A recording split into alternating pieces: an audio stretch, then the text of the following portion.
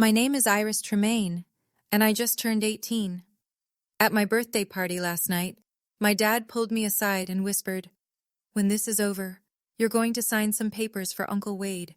Just a formality." I smiled. I nodded. Then I walked into the kitchen, opened my laptop, and quietly transferred my entire multi-million-dollar inheritance from my grandparents into an irrevocable trust, just as a precaution. The next morning, my parents and my younger sister found out that the cabin, the savings, the investments, everything, was locked behind a legal wall they couldn't touch. My dad turned white. My uncle, who had already signed a deal to sell property he never owned, called a lawyer. Before I tell you what happened next, please hit like and subscribe. Drop your city and local time below. I love knowing where you're listening from. Now let me take you back 6 years, to a summer at Cedar Lake, when my grandfather said something I didn't understand until last night. The summer I turned 12, my grandfather Harold Tremaine picks me up in his truck and drives me 40 minutes to Cedar Lake. The cabin sits back from the water, surrounded by white pines so tall they block the afternoon sun. The porch sags on one side. The screen door doesn't latch right. It smells like wood smoke and old books and something sweet I can never quite name. "Grab the other end," Grandpa says, lifting a fence rail. I do. We spend the morning replacing 3 rotted posts along the south side. He doesn't rush me. He shows me how to check for soft spots by pressing my thumb into the grain. If it gives, it's done.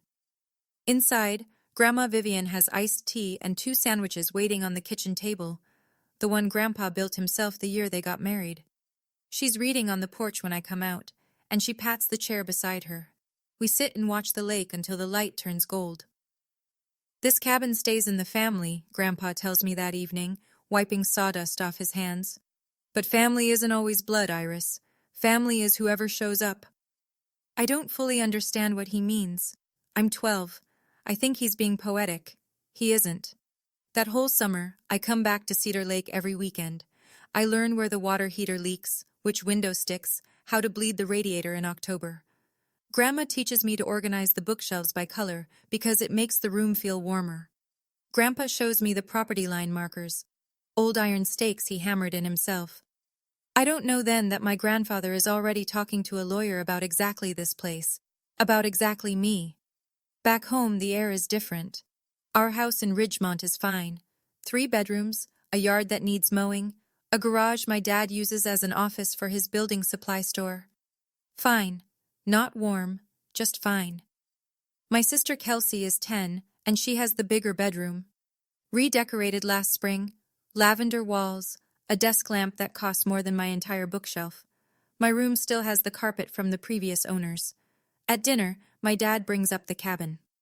"Dad's place is just sitting there losing value," Greg says, cutting his steak. "Property taxes alone are killing us. We should sell it, reinvest." My mom nods. "Makes sense." "Grandpa said the cabin stays in the family," I say. Greg laughs. Not a mean laugh. Worse, a dismissive one. "You were 12, Iris. He was being nice." Nobody asks me anything else. The conversation moves to Kelsey's debate trophy. Regional finalist, very impressive, and Denise has already framed the certificate. "I won the district science fair 2 weeks ago. The ribbon is still in my backpack." After dinner, I clear the plates. On the counter, half hidden under a grocery list, there's a glossy flyer. Ridgeline Development. Lakefront lots, premium prices, now acquiring. There's a handwritten phone number in the margin. I don't know whose handwriting it is, not my dad's. I put the flyer back exactly where I found it. Upstairs, I sit on my bed and think about Grandpa's kitchen table. The one he built with his hands. The one where Grandma sets my sandwich without asking what I want, because she already knows. I think about the flyer downstairs. Someone is already measuring my grandparents' home in dollar signs. Grandpa Harold dies 2 years later. I'm 14. The funeral is on a Tuesday. Gray sky, damp grass, folding chairs that sink into the lawn. I sit in the second row holding his handkerchief. Blue plaid, frayed at the edges, smelling faintly of pine. At the reception, I notice Greg and his brother Wade standing by the dessert table, not eating. Talking low. Wade has a folder tucked under his arm. Greg keeps nodding. I catch one sentence from Wade. We should move on this before probate gets complicated. They're talking about the cabin, at the funeral. I say nothing. I'm 14. I have no power, no voice, and no idea that my grandfather already accounted for this exact moment. 2 years pass. I'm 16. Grandma Vivian gets sick in March and is gone by June. She holds my hand the last time I visit, her grip surprisingly firm. "The cabin is yours, Iris," she whispers.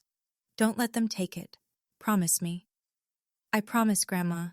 She squeezes once and closes her eyes. After the funeral, another gray day, same folding chairs. Greg sits at our kitchen table and says to Denise, "Now we can finally sort out the property." He says it with relief, like something heavy has lifted. That same evening, Wade calls. I hear Greg on the phone in the garage, pacing. "Yeah, no, I agree. Let's get it moving." His voice is lighter than it's been in weeks. I'm standing in the hallway holding a glass of water, and I realize something that sits in my chest like a stone. My grandmother's death isn't a loss to them. It's a clearance. I don't cry that night. I make a different kind of decision. I just don't know how to act on it yet. Between 16 and almost 18, the cabin becomes my quiet rebellion. Every Saturday morning, I drive out to Cedar Lake in the used Honda I bought with babysitting money. I patch the porch screen. I replace the weather stripping on the back door. I sweep pine needles off the roof because Grandpa taught me that's how leaks start. At home, the conversations shift. The cabin stops being Grandpa's place and starts being the family property. Greg says this at dinner like it's always been true. Wade shows up more often now, every other Sunday, sometimes with manila folders, sometimes with a laptop open to real estate listings. I try once. "What about Grandma's wish? She wanted me to keep it." Denise puts down her fork gently, the way she does before correcting Kelsey's homework. "Your grandma was emotional at the end, sweetie. This is business." Business. That's the word they use for everything that used to be love. By 17, Greg starts being more direct. "When you turn 18, we'll figure this out as a family." The way he says family, I know it means my way. One November afternoon, alone at the cabin, I'm clearing out the hall closet. Behind a stack of old quilts, I find a sealed envelope in Grandma Vivian's handwriting. My name on the front. Inside, a single business card. Margaret Caldwell, attorney at law. Below her name, printed in small type, Tremaine Family Trust. My hands shake, not from fear, from recognition. Grandma left this here for me to find. She knew I'd be the one cleaning out closets. Not Greg, not Wade, me. I slip the card into my wallet. I don't call. Not yet. 3 months before my 18th birthday, Margaret Caldwell calls me first. The call comes on a Thursday evening in February. I'm in my room doing calc homework when my phone shows an unknown number with a local area code. "Iris? This is Margaret Caldwell. I was your grandparents' attorney." Her voice is steady, professional, and careful, like someone who's rehearsed this opening. "I need to speak with you before your birthday. There are things you need to know, and there isn't much time." She tells me to meet her the following Saturday at her office downtown. Alone. I go. Margaret Caldwell is in her late 50s, silver-haired, with reading glasses on a chain around her neck. Her office is small, organized, and smells like old paper and coffee. She sits across from me and opens a folder. "Your grandparents hired me 6 years ago," she says. "They established an irrevocable trust, the cabin, a savings account, and an investment portfolio. Total value approximately $2.1 million. All of it is held in the trust. You are the sole beneficiary." I feel the room tilt slightly. My grandparents left me everything? They transferred it into the trust while they were alive. Legally, it never entered their estate. It can't go through probate. Your father and uncle have no claim. She slides a document across the desk, a summary of the trust, my name on the second line. The title to the cabin was recorded under the trust at the county recorder's office 6 years ago. Your father doesn't know that. Why didn't they tell him? Margaret pauses. Your grandfather said, and these are his words, "My sons will sell that cabin before the funeral flowers wilt." The room is quiet. I stare at the paper with my name on it. There's something else, Margaret says. Someone has been making inquiries at the county recorder's office about the cabin's title within the last month. I start paying attention after that meeting. Not suspiciously, just quietly. The next Sunday, Wade comes over for dinner. Afterward, he and Greg disappear into the garage. The door is open a crack, not enough to see, but enough to hear. Wade's voice. I already signed the purchase agreement with Ridgeline, $450. But we need the title clean before closing. Greg. How do we get it clean? Quit claim deed. Dad's gone, Mom's gone. We're the legal heirs. We quit claim the property to ourselves, record it, and sell. Is that legal? It's a standard real estate transfer between heirs. Nobody's going to question it. A pause. Then Greg, quieter. What about Iris? My chest tightens. Wade's answer comes fast, like he's already thought about it. She's 17, Greg. She can't do anything. And by the time she's 18, the sale goes through. Done deal. She'll be upset. She'll get over it. We'll give her a cut. 50 grand for college. She should be grateful. I step back from the garage door. My hands are cold. Wade has already signed a purchase agreement, $450,000, with a development company, for a cabin he doesn't own, on land held in a trust he doesn't know exists. That night, I sit on my bed and text Margaret 2 words. They're accelerating. Her reply comes in 3 minutes. I expected that. Come see me Saturday. We'll prepare everything you need. I close my phone and stare at the ceiling. In the next room, Kelsey is watching a show, laughing at something. Downstairs, my parents are loading the dishwasher, talking about weekend plans like nothing is happening. And in the garage, somewhere in Wade's folder, there's a contract that's already worthless. He just doesn't know it yet. Saturday. Margaret's office. She lays out the timeline on a legal pad, drawing lines between dates like a battle plan. The cabin title is already under the trust. If Wade files a quitclaim deed, the county recorder should reject it because the chain of title won't match. The property hasn't been in your grandparents' personal name for 6 years. But, if he submits additional documentation, an affidavit of heirship, maybe a falsified death certificate, he could create what's called a cloud on title. That won't give him ownership, but it could tie the property up in litigation for a year or more. So I have to act first. You have to act on time. She taps the calendar. The moment you turn 18, you're a legal adult. You can formally accept the role of successor beneficiary. Once you sign, I file a lis pendens, a public notice of legal interest, at the county recorder's office first thing the next morning.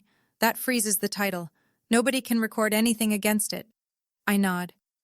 What do I need to do? Show up, sign one document, I'll handle the rest. I sit with that for a moment. Should I tell my parents? Margaret takes off her glasses.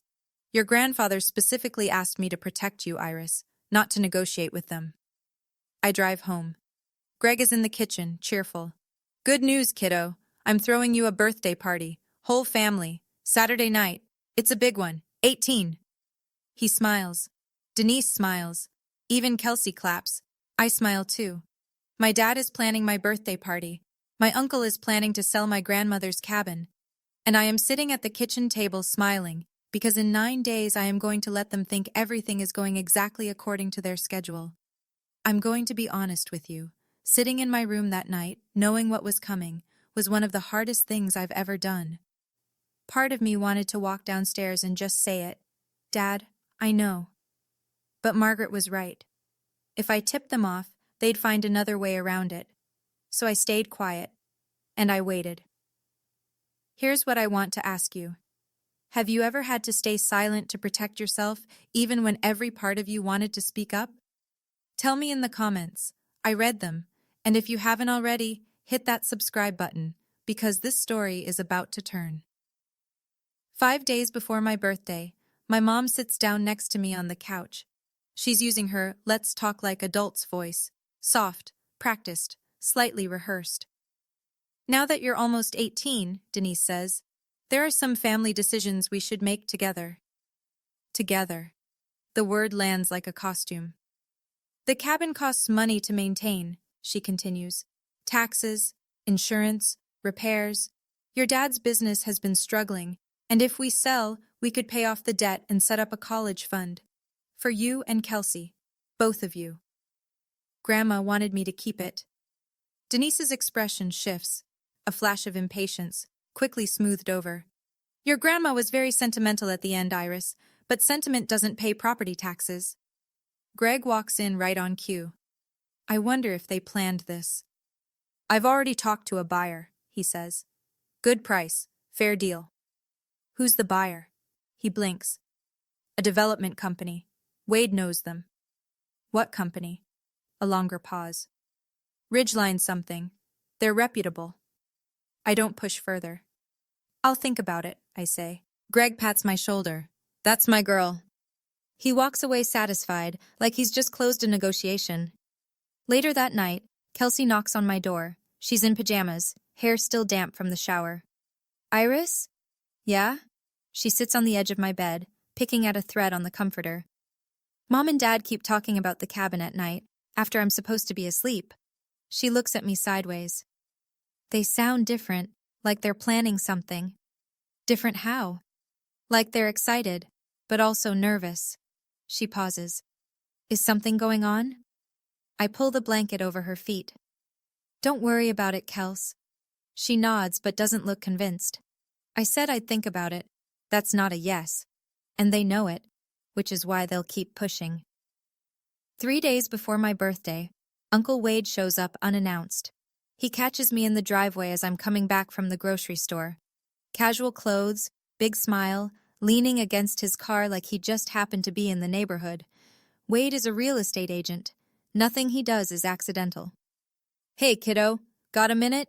Just want to talk. Uncle to niece. We sit on the front steps. He leans forward, elbows on his knees.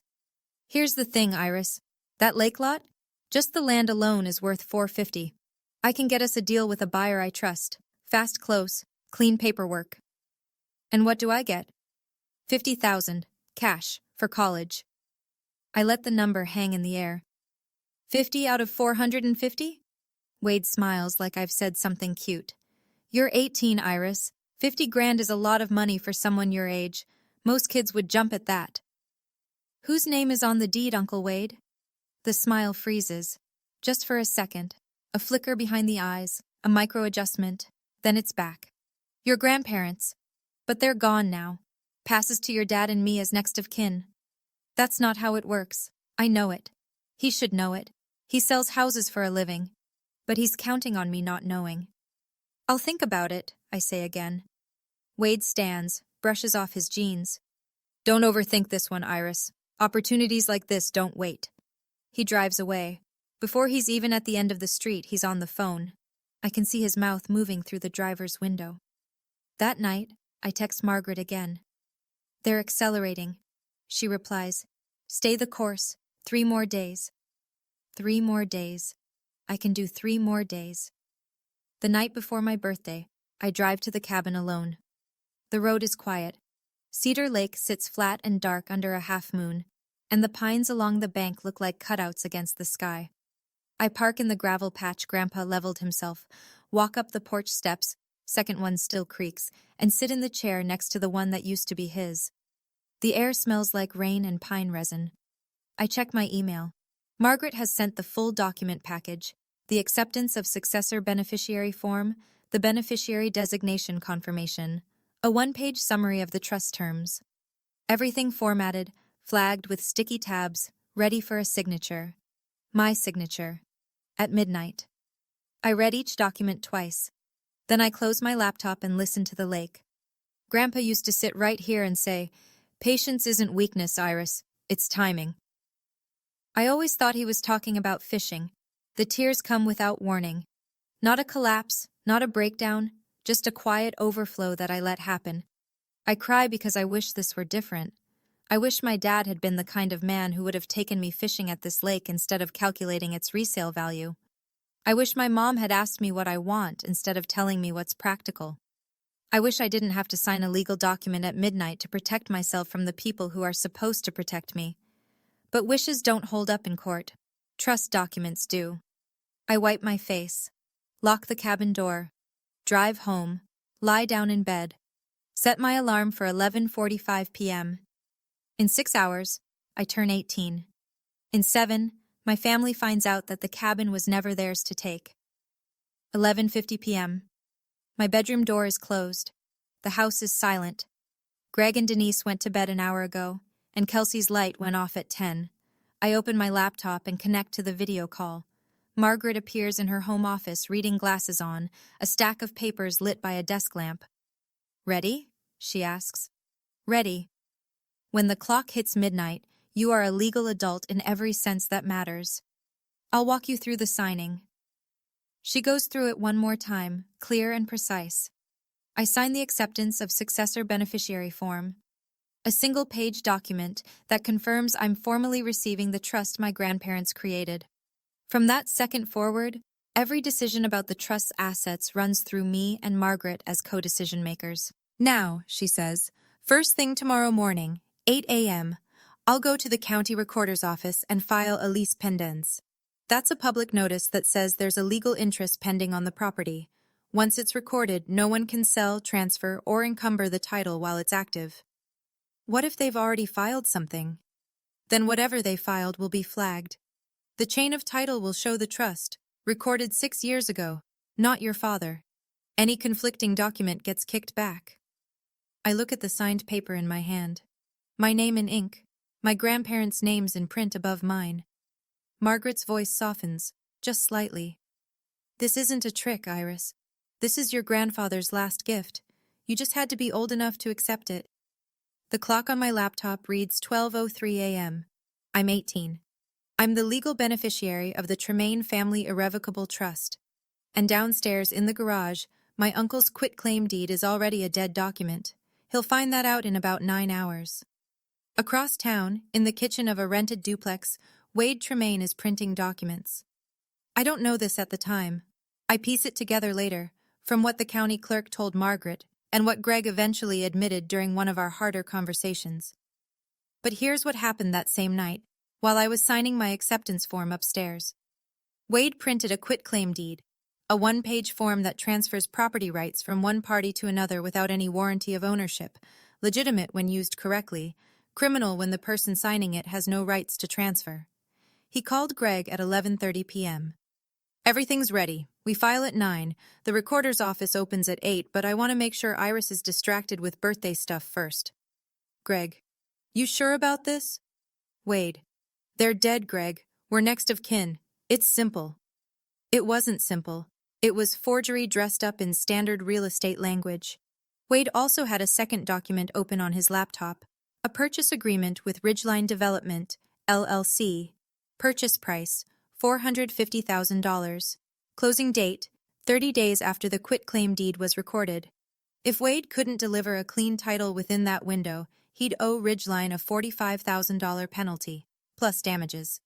He'd signed that agreement 2 months earlier, before my grandparents' title had even been fully searched, before he'd verified that the property was in the estate at all. He assumed it was. He assumed nobody had planned otherwise. Wade had bet nearly $500,000 on a piece of paper that didn't belong to him.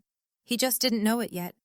And in 9 hours, when he walked into the county recorder's office with his quitclaim deed and his confident handshake, he was going to find out that the entire chain of title told a different story. My birthday party starts at 4 in the afternoon. The living room is full, maybe 20 people. Neighbors, a few of my parents' friends from church, 2 of Greg's old business contacts, Kelsey's best friend's family. Nora Beckett from next door to the cabin is here too, sitting near the window with a glass of lemonade and sharp, watchful eyes. There are balloons, a banner that says Happy 18th in silver letters, a sheet cake from the bakery on Main Street. I smile. I thank everyone. I open small gifts, a journal, a gift card, a picture frame. In my jacket pocket, folded into a neat square, is the signed acceptance form from last night. I don't touch it. I don't need to. It's already done. Greg stands up near the cake table and taps his glass. The room quiets. "I just want to say, Iris is officially an adult today. Denise and I are so proud of her." He pauses, looking around the room. "And as a family, we have some exciting plans for the future." He looks at me and smiles. "Right, Iris?" Every face in the room turns toward me. "Thanks, Dad," I say. Nothing more. Greg waits a beat, then laughs it off and raises his glass. The room follows. Conversation resumes. From the corner of my eye, I see Wade by the front door, checking his phone, typing something fast with both thumbs. Nora catches my arm as I pass by the window. She leans in close, smelling like lavender hand cream. "Your grandmother would want you to know something," she says quietly. "I saw your uncle at the cabin last week, with 2 men in suits. They were walking the lot line with a measuring tape." Wade brought the buyers to the property before he even had the title. That's how confident he was. After the cake is cut and the plates are passed around, Greg stands again. This time his voice is louder, more deliberate, the voice of a man who's been waiting for an audience. "Before we wrap up, I want to share something with everyone." He puts his hand on Denise's shoulder. "Our family has been going through a tough time financially. Some of you know about the store. It's been hard." Sympathetic murmurs. "But Harold and Vivian, my parents, they left us something. The cabin out at Cedar Lake. And as a family, we've decided to sell it, to secure everyone's future. We've decided." I feel the words land on my skin like cold water. He's announcing it, in front of 20 people, like it's settled. He looks right at me. Iris understands. She knows this is what's best for all of us. Right, sweetheart? The room waits. Every eye finds me. Neighbors who've known me since I was small, Nora with her lemonade, Kelsey half hidden behind the couch. Denise adds, smiling, "It's what responsible families do. We sacrifice for each other." I set my fork on my plate. The clink is the only sound in the room.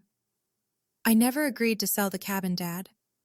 Greg's smile stays fixed, but the muscles around his jaw tighten. "She's kidding. Birthday nerves." "I'm not kidding." Wade steps forward from the doorway. "Come on, Iris. This isn't the time or place." I pick up my glass of water, take a slow sip, and set it down. "You're right, Uncle Wade. This isn't the time." I hold his gaze. "The time is 8 a.m. tomorrow morning." Silence. Wade's phone buzzes in his pocket. He doesn't check it. No one in the room moves. The guests start leaving after that. Polite goodbyes, tight smiles, the kind of exit people make when they can feel a storm building inside someone else's house. Within 30 minutes, the living room is down to family, Nora, and 2 neighbors who seem unsure whether to go or stay. Denise waits until the front door closes behind the last near stranger, then turns on me in the kitchen. Her voice is controlled but pitched, just loud enough to carry. "Do you have any idea what your father is going through?" She steps closer. "He might lose this house, Iris. Our house. The one you sleep in every night. And you're holding on to a cabin you visit on weekends?"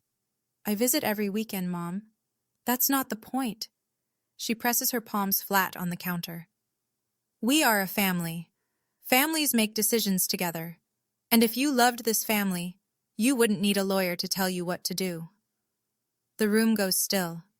I stare at her. "How do you know about a lawyer?" Denise doesn't flinch.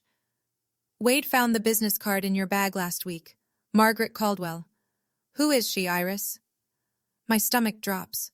Not from fear, but from the realization that they've been going through my things, searching for something they could use.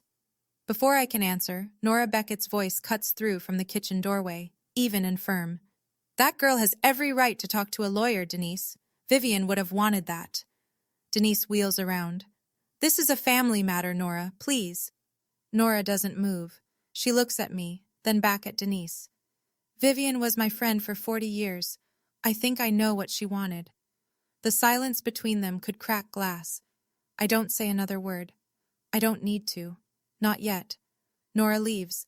The neighbors slip out behind her with quiet goodbyes. Now it's just the 5 of us. Greg, Denise, Wade, Kelsey, and me. Greg closes the kitchen door. The fluorescent light buzzes overhead. He pulls out a chair, sits down, and folds his hands on the table like a man about to deliver terms. "Here's what's going to happen, Iris." His voice is low, deliberate. "Tomorrow morning, Wade and I go to the county office. We file the paperwork. The cabin sells. You get your share, a fair share, and we move on as a family." "What's my share?" 50,000. "Out of how much?" Greg doesn't answer. Wade, leaning against the doorframe, fills the gap. "Don't make this harder than it needs to be." I look at my dad. "And if I say no?" Greg's jaw sets. "If you fight this, you're on your own.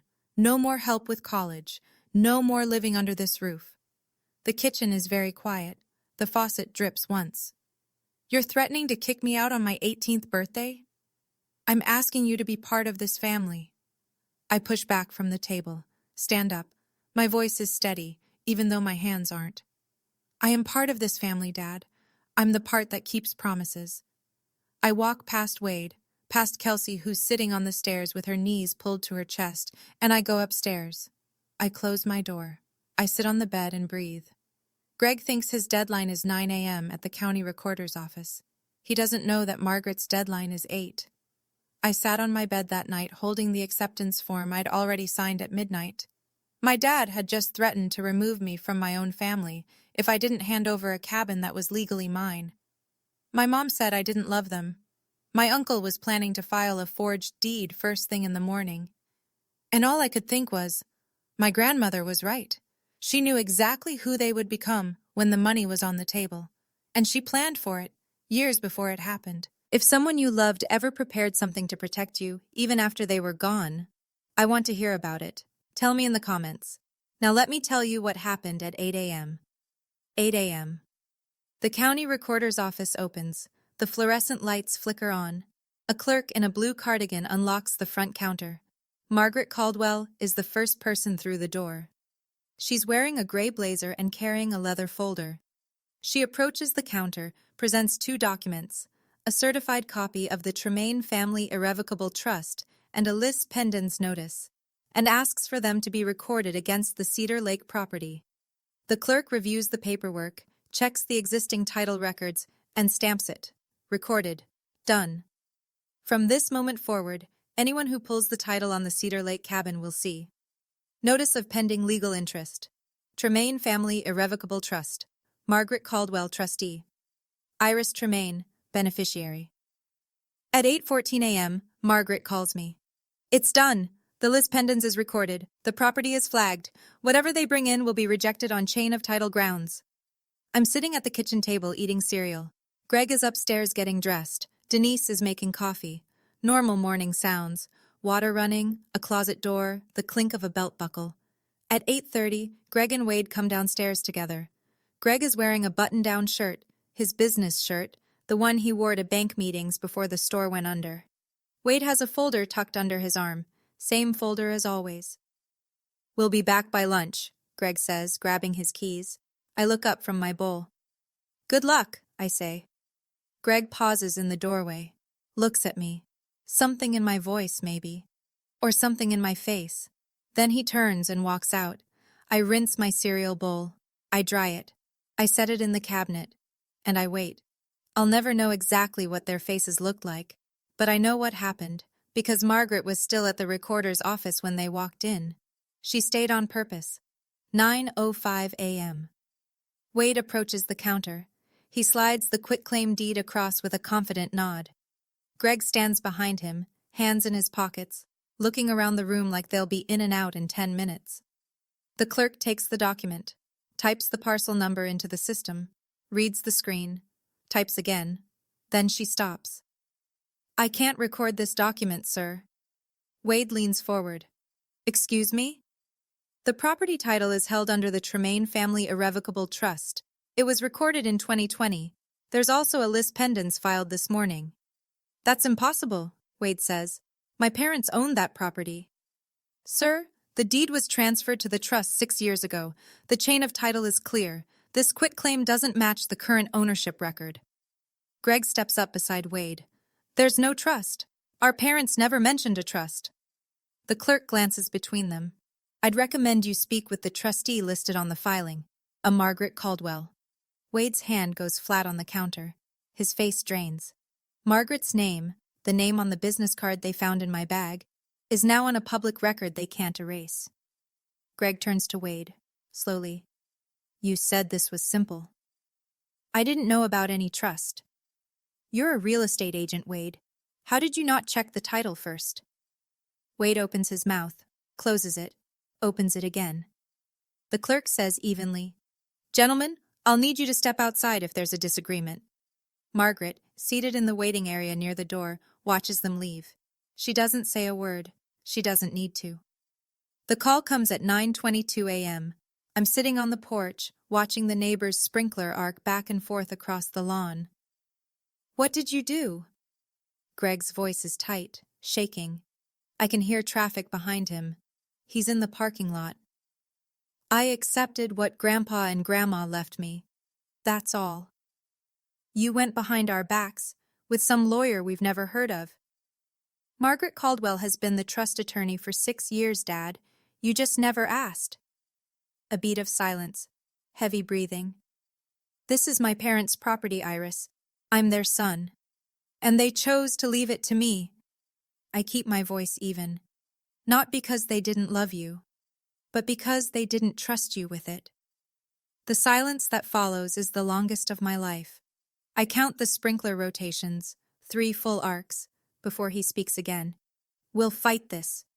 You can try. But the trust is irrevocable. That means even I can't dissolve it. There's nothing for anyone to undo. You don't know what you're talking about.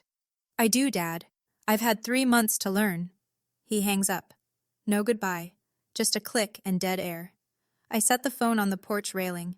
My hands are shaking, not from anger, not from fear, from the weight of saying those words to my own father, from knowing that the man who taught me to ride a bike when I was 6 is the same man who just tried to sell my grandmother's home out from under me. I sit there until the shaking stops. It takes a while. Then my phone buzzes again. An unfamiliar number. A man's voice, brisk and corporate. Ms. Tremaine, this is Carter Briggs from Ridgeline Development. We need to talk. Carter Briggs speaks the way developers do. Fast, factual, and already calculating his next move before the current sentence ends. We have a purchase agreement with Wade Tremaine for the Cedar Lake property. He guaranteed clean title. We've just been informed there's a lease pendens on the parcel. That's correct. Can you explain the situation? Mr. Briggs, my uncle does not own that property. He never did. The cabin and the land have been held in an irrevocable trust since 2020. I'm the sole beneficiary. A pause, the sound of papers shifting on the other end.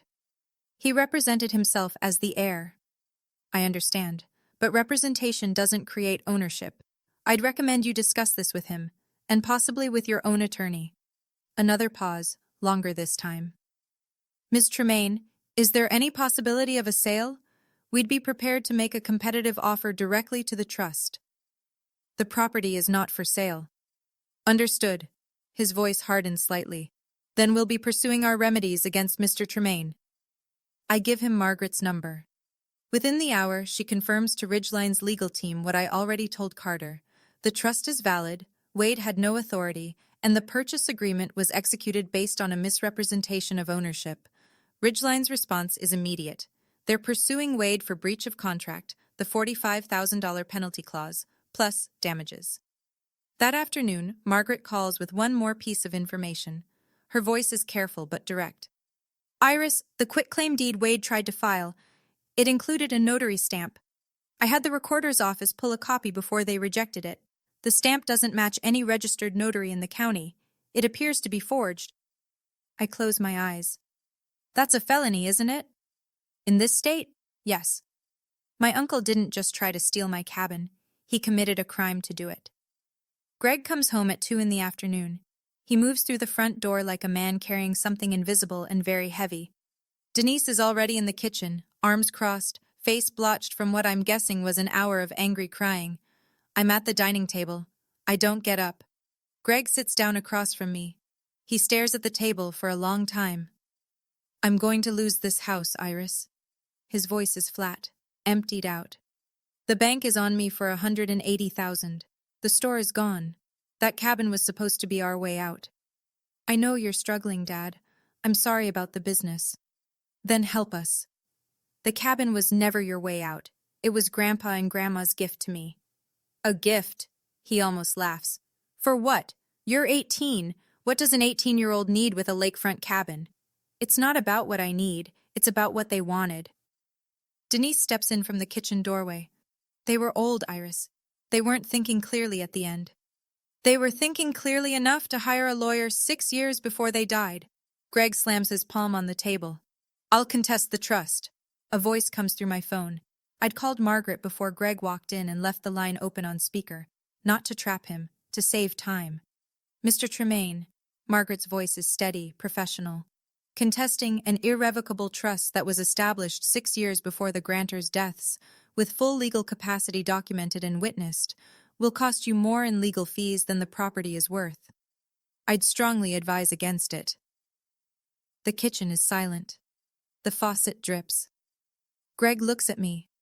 Really looks. And for the first time, I see something I've never seen in my father's eyes before. Not anger. Recognition. 2 hours later, Wade calls the house. Greg picks up in the living room. I'm in the hallway, close enough to hear every word through the thin wall. Ridgeline is suing me. Wade's voice is stripped raw. $45,000 in penalties, plus damages. They're saying I committed fraud. Greg's reply is cold. Colder than I've ever heard him. Did you? I thought we owned it, Greg. You're a real estate agent. You do title searches for a living. How did you not check? I assumed. You assumed, and now I'm sitting here with nothing because you assumed. You wanted the money too. But I didn't forge a notary stamp, Wade. A long silence. I didn't forge. I just found a stamp and… That's forgery. You know that's forgery. Wade's breathing gets heavier. I need a lawyer. So do I. Greg pauses. Don't call this house again until you've talked to one. He hangs up. I hear him sit on the couch. The springs creak. Then nothing. I go upstairs. Kelsey's door is open. She's sitting on her bed with headphones around her neck, eyes wide. Is Uncle Wade in trouble? Yeah, Kels, he is. Is Dad? I sit on the edge of her bed. Dad made bad choices, but Uncle Wade made worse ones. She nods slowly, processing it the way 15-year-olds do, not fully understanding but knowing enough to be scared. I go to my room, sit by the window and look out at the street. A dog walker passes. A sprinkler hisses. The world goes on. I don't feel victorious. I don't feel satisfied. I feel like someone who just walked through a fire and hasn't checked yet to see what got burned. Over the next 3 weeks, the consequences fall like dominoes, and each one makes a sound. Ridgeline Development files a civil suit against Wade Tremaine, breach of contract, misrepresentation of title, and demand for the $45,000 penalty plus an additional $60,000 in damages and legal costs. Their attorney sends the complaint by certified mail to Wade's duplex. He signs for it on a Tuesday. The county district attorney's office receives a referral from the recorder's office regarding the forged notary stamp. An investigator is assigned. Wade's real estate license is suspended pending the outcome, which means his income, such as it was, stops. Word travels in a small town. Not because I say anything, I don't. But court filings are public record, and Ridgeline's lawsuit names the Cedar Lake property by parcel number. The neighbors at the lake read the local paper. They talk. By the second week, the story has made its way through the Rotary Club, the church parking lot, and the checkout line at Hanson's Market. Wade calls me once. I answer. Iris, please, can you ask your lawyer to drop the lis pendens? If the title is cleared, I might be able to negotiate something with Ridgeline, reduce the penalty. The lis pendens protects my property, Uncle Wade. It stays. Your grandparents would be ashamed of you. I let the sentence sit for a moment. Then I say quietly, my grandparents are the ones who set this up. They chose this. They chose me. So I don't think shame is what they'd feel. He hangs up. I set my phone down and look at the wall. There's a framed photo of Grandpa Harold on my desk. The one from the summer I was 12, both of us standing by the fence we fixed. I leave it where it is. Greg doesn't contest the trust. Margaret was right. The legal fees alone would bury him, and the case would go nowhere. An irrevocable trust established by mentally competent grantors, witnessed, notarized properly, and recorded years before their deaths, is about as airtight as a state law gets. Instead, Greg does what he should have done 2 years ago. He sells the building supply store, at a loss, but enough to negotiate a repayment plan with the bank. The house stays, barely. The savings don't. Denise goes back to work for the first time in a decade. She takes a position at a pharmacy on Lincoln Avenue, the same chain where she worked before Kelsey was born. She doesn't talk about it much. When neighbors ask, she says she wanted to stay busy. Nobody believes that, but nobody pushes. The town knows. Not every detail, but enough. Harold Tremaine's sons tried to sell his cabin, and the granddaughter stopped them. That's the version that circulates at the diner, at PTA meetings, at the gas station on Route 12. Some people think I was brave. Some people think I was cold. I don't correct either group. Greg and I don't speak for 2 weeks after that morning. The house is quiet in a way that feels permanent, like the silence has weight. Nora Beckett brings me pie one afternoon. Apple, still warm. Your parents made their choices, she says, setting the tin on my desk. But they're still your parents. Don't carry their shame. That's theirs. I nod. Then Kelsey calls one evening.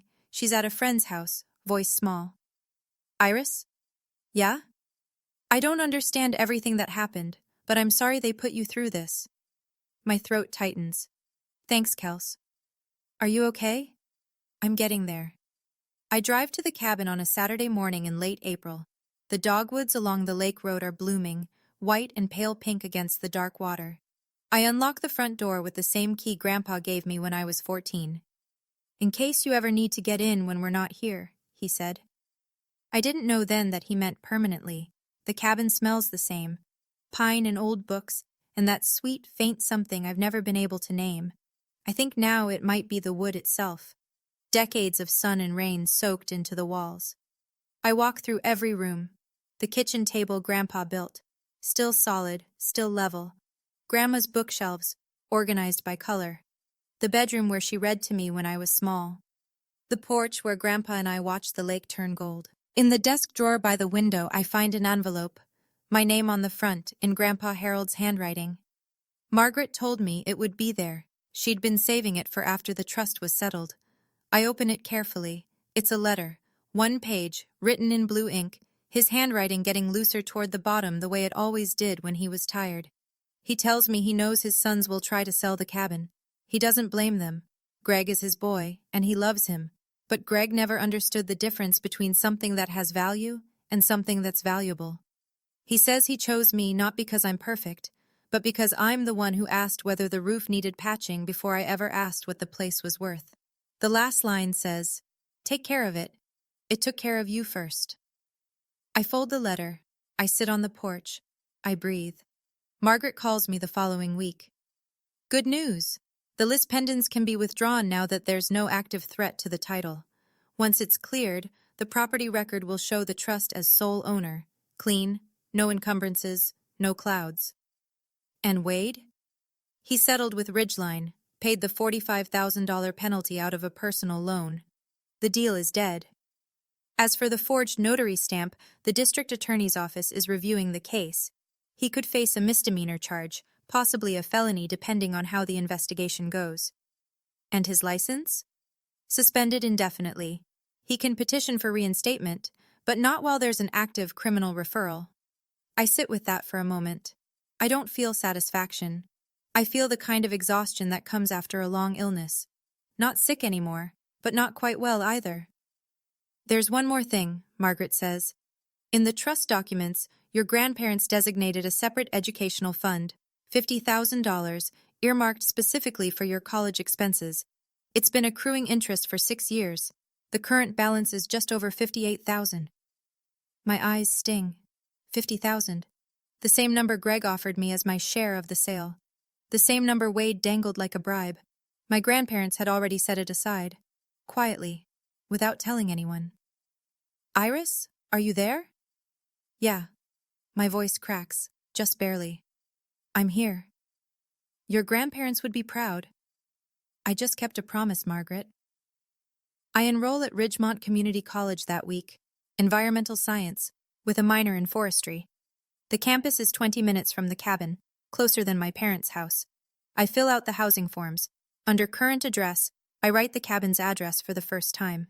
It feels like coming home, because it is. I ask Greg and Denise to meet me at the coffee shop on Birch Street. Neutral ground. Not the house, not the cabin. Somewhere public, somewhere calm. They arrive together. Greg is wearing a flannel I haven't seen in years. One of Grandpa's, I realize. Denise has her purse clutched tight against her side, the way she holds things when she's nervous. We order.